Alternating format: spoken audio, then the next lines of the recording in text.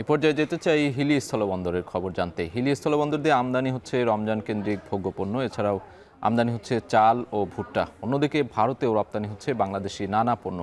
এ বিষয়ে বিস্তারিত জানাতে হিলি স্থলবন্দর থেকে সরাসরি যুক্ত হচ্ছেন সহকর্মী সোহেল রানা। সোহেল রানা, আপনার সাথে যুক্ত হতে চাই। আমদানি রপ্তানির সবশেষ খবর জানাবেন সেখানে। আমরা গম ভুট্টার কথাও বলছিলাম এবং সামনে তো ঈদ রয়েছে। এই সময় আমদানি রপ্তানির কি প্রভাব দেখছেন সেখানে?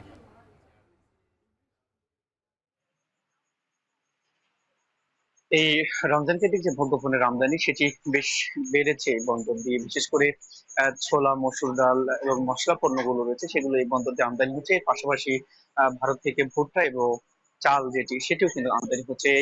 আর নিষেধাজ্ঞা তুলে নেওয়ার কারণে যে গম আমদানির বিষয়টি সেটির প্রস্তুতি চলছে এখন পর্যন্ত, কিন্তু এই বন্দর দিয়ে গমের আমদানি শুরু হয়নি। আমরা যেটি দেখছি যে রমজান কেন্দ্রিক যে ভোগ্যপণ্যের আমদানি গুলো রয়েছে সেটি যখন এই বন্দরে বেড়েছে, ঠিক তখন কিন্তু দামের যে ক্রেতার স্বস্তি সেটি আমরা লক্ষ্য করেছি। আমরা দামের বিষয়ে যদি একটু বলি, যে আসলে সব ধরনের মশলা পণ্য এবং মসুর ডাল, ছোলা রয়েছে সেগুলোর দাম বেশ নিয়ন্ত্রণে রয়েছে, ক্রেতার নাগালে রয়েছে। তবে কিছুটা দাম বেড়েছে জিরার। আমরা জিরার যে বিষয়টি দেখেছি যে 580 টাকা কেজি দরে কয়দিন আগেও বিক্রি হলে এখন সেটি 620 টাকা কেজি দরে বিক্রি হচ্ছে, অর্থাৎ কেজিতে 40 টাকা বেড়েছে। আর এছাড়া অন্যান্য যে ভোগ্য পণ্যগুলো রয়েছে সেটি গত বছরের তুলনায় এই বছর অনেকটাই কম দামে বিক্রি হচ্ছে। এবং এই বন্দর দিয়ে যে এখন পর্যন্ত চলতি বছরের এই জানুয়ারি এবং ফেব্রুয়ারি মাসে যে পরিমাণ ছোলা আমদানি হয়েছে সেই তথ্য যদি আমি আপনাকে বলি, যে এখন পর্যন্ত এই বন্দর দিয়ে 400 টনের মতো ছোলা এবং আহ, যে আহ, মসুর ডাল রয়েছে সেটি 2000 টনের মতন আমদানি হয়েছে। মসুর ডালটির